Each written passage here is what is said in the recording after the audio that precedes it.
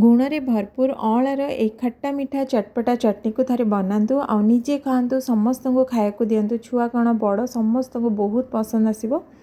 तो या बनवाई ये मुझे आधा किलो नहीं अँला अँला को भल भाव धोईकी ये नहीं ये अँला को हाफ कुक आम करवा। तो मुझे गोटे टसलार पानी गरम करदे अँला को 5 ରୁ 6 मिनिट पर्यंत कुक करवा लो मीडियम फ्लेम रे।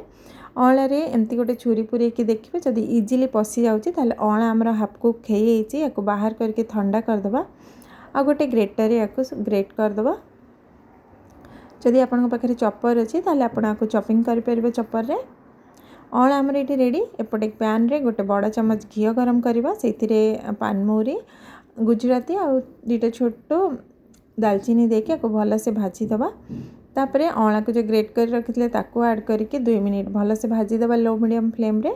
तापर ये मीठा ऐड करवा। तो मीठा पे मैं टोटल 350 ग्राम मीठा नहीं आ गोटे बढ़िया टेस्ट आसापी 2 बड़ चमच ये ऐड करवा चीनी चीनी जगह मिश्री गुंड नहीं या 5 ରୁ 6 मिनिट कुक करवा। तापर ये कला लुण चाट मसला भजा जीरा गुंड काश्मीरी लाल मिर्च पाउडर हल्दी पाउडर लंका गुंड देकी सब जिनस भल से भाजी गला 2 बड़ चमच भजा होता तरबुज मंजी ये ऐड करवा। तापर लास्ट रे ये गोटे बड़ चमच लेंबू रस ऐड करके या मिक्स करदे।